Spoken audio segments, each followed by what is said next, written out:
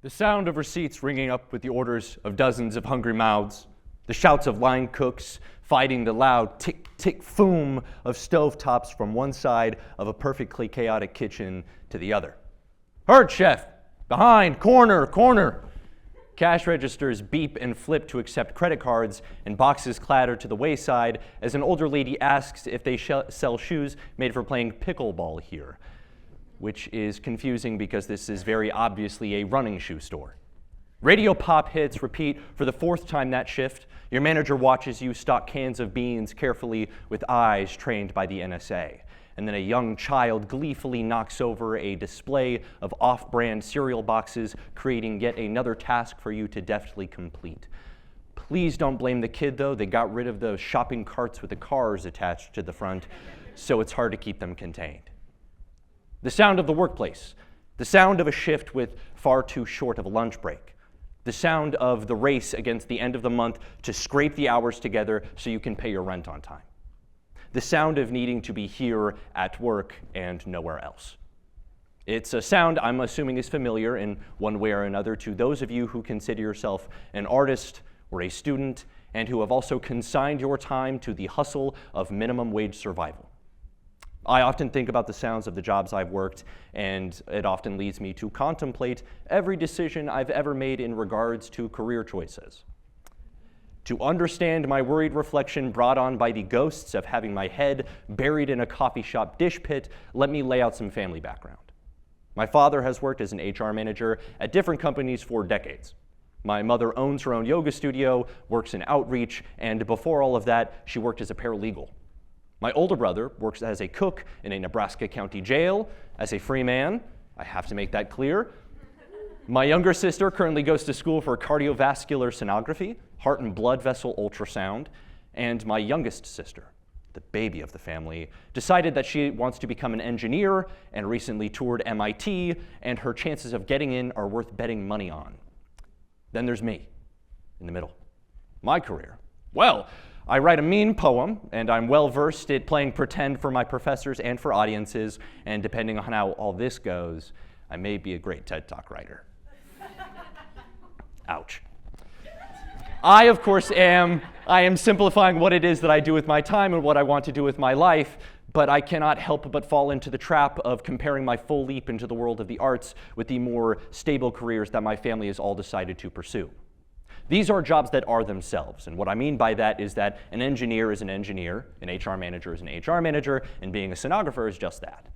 An artist, on the other hand, may find themselves needing to be a barista, dishwasher, waitress, daycare worker, cashier, janitor. I could go on. These careers that my family members follow aren't all supplemental. While my sisters work while they go to school, and my parents at one point did the same, my father does not wait tables on the days he isn't in the office. This is where we really start to stumble into an issue. Working these other jobs can interfere with being involved with art and the progression of the career we are passionately pursuing. Having your nose to the grindstone butts heads with the yearns of a creative call. The goal of it all, or at least one of the many, is to make all of the money you need to survive, and then some, off of doing your art alone. But for most people, for the large majority of people, that isn't immediate. That's a reality we all find ourselves facing as soon as we begin the pursuit. I'm going to be working multiple jobs to pay for an apartment that, fingers crossed, has in-unit laundry. There's a fair number of folks who may not be troubled by the desperate drive to pay for groceries, rent, student loans, and our pet cats, and have some money saved away for an inevitable sickness or injury, but not everyone is blessed with that ability. Many students, myself included, have much of their time occupied by clocking in, clocking out, sitting in class, then attempting to get the recommended 8 hours of sleep that hasn't been alleviating my earthly troubles like the doctors always told me it would, as well as maintaining some sort of social life. Our art is something that has to weasel its way into our daily schedules. It's in the front of our minds but the back of our planners. I don't know about you, but I often find myself having to put Act 2 about my play about baseball game hot dog vendors to the wayside as I get ready for another shift. I skip auditions because the fear of missing a couple of weeks of work could make or break the roof over my head. I give up my passion, my fulfillment, my feeling of not being left behind compared to my peers for a paycheck. Now, of course, it goes without saying that everybody, to some extent, sacrifices the things they like to get extra hours at work or to do the tasks they don't particularly want to do. But for art school students, it's having to put your career on hold for your other career that you aren't paying money to go to school for or are trying to pursue with longevity.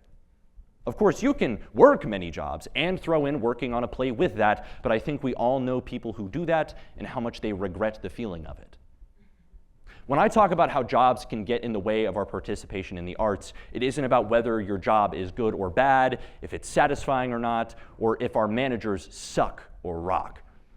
It's about our minimum wage adjacent jobs not being congruent with keeping our creativity alive. It's about the fear of losing the spark, the drive, the impulse to make art, and not failing the eyes of economic systems.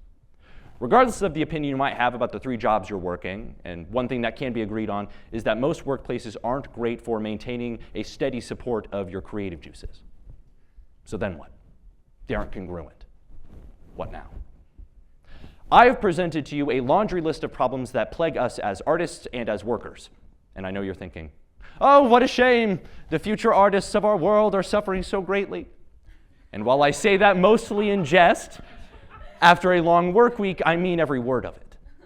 All that aside, we've heard many issues with not a ton of uplift. I promise you, I am not here to just hammer away at the cold and harsh realities of the world.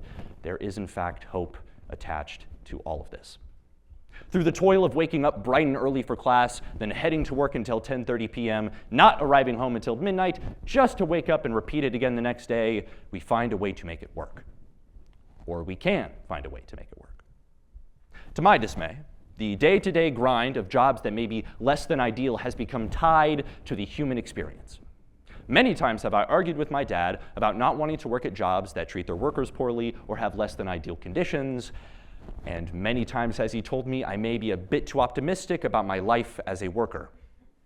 While I understand that I can be a bit zealous, I feel like it's a shame that anybody has to lead a life filled with the struggle to pay bills and to keep food in their mouths.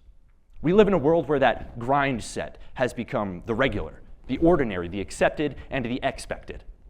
Blame whomever or whatever you choose, but regardless, that's where we are at this stage in society. I said that there was hope tied to all of this. Don't worry, I'm about to get there. Speaking as an artist, I find that my progression in the things I create is a reflection of how connected I am to the world around me. By extension of that, it's about how entwined I am with the experiences of being human. A lot of us can agree that some of the best art captures the essences of our lives and the feelings that most of us have felt. The warmth of a loving embrace, the serenity of nature, the deep and biting feelings of grief, and the longing for things out of your reach. On the other side, art that's made by people who are out of touch with the working people's experience, the normal person's reality, tends to be tasteless. As artists, we find ourselves digging into these unique yet shared feelings in every manner of way. We write songs about our exes, we paint pictures of our bodies, and we do dances that show the events occurring around the world and in our own lives. No matter what it is that you do artistically, no matter how varied your perspective is, we are connected through the things that make us human. And one of those things, regardless of how much we like it or dislike it, is work. The fight to make it through the day, regardless of the type of work we do, connects us on yet another level. We all know the feeling of sweat-soaked clothing after a shift that was packed start to finish. We all know the feeling of relief after finally sitting down after running back and forth for hours on end. The humanity of these moments are right there for us to capture in our art. All it takes is a little bit of opening up. Opening yourself up to the world and the experiences around you, how that makes you feel, is by no means a brilliantly newfound concept. I will not claim that this revelation which I had while my head was buried in a toilet bowl inhaling cleaning supplies is all my own. Many great people have brought this idea into their art years before I even stepped foot on this earth. For example, rap is my favorite genre of music, and many musicians in the genre write about their once daily struggles of providing for themselves in ways so sonically beautiful I could only hope to one day write that well. But I digress. During our shifts, we can shift a little focus to what is really going on around us or inside of us. We can think about why we're at work in the first place. Ideas can begin to snowball from there. We can use our feelings of resignation, boredom, dissatisfaction, and exhaustion to navigate and explore the situations we're put in and use them to our advantage. This speech is not a step-by-step solution to making dishwashing the most time-efficient practice for your art or opening up your artistic third eye while bussing tables. It is a speech, however, about reminding ourselves that the brains floating between our ears are the tools to save our creative impulses from petering out because of our 35-hour work week. We all share these feelings of career doubt, work fatigue, and the desire to spend more time on our art. This speech is a touch point to remind us that the fear of not doing enough for your career is something that many of us feel. Please don't tell my bosses, but some of my proudest artistic works, from poems to plays and their characters to the words in this very speech, were crafted while on the clock. While mopping, dusting, and teaching myself how to best fix pipe leaks, I allow my brain to open up. I allow myself to feel. I think about all the ways I can phrase the things happening in me and the world around me. Rather than only suffering the stress of hustling to keep my workplace clean, I give my brain something to work through. I sort through all the words I know and their rhyming pairs, piece them together in a way I find beautiful, and then I hide in the janitor's closet and write them down in my notes app. I see the opportunity to get in tune with some very real feelings of exhaustion and the emotions that slip out with it. I don't allow my work to be for nothing but an hourly wage. I allow my work to inspire something within me. I can create something that resonates within myself and within others. Now, you may not have a job that allows you convenient access to a janitor's closet away from prying eyes and security cameras, or even allows you a moment of peace to dedicate thought to weaving poems, but it is a mindfulness exercise that keeps you creating. In the moments where you can tap into how you're feeling in a place that might never allow you to be artistically expressive, you can find the seeds for something great. The chorus to a song, the subject for a new painting, the ending couplets for a sonnet dedicated to a forbidden love may grow legs here. You don't need a camera or a sketch pad. You don't need a stage or a typewriter. You can just think.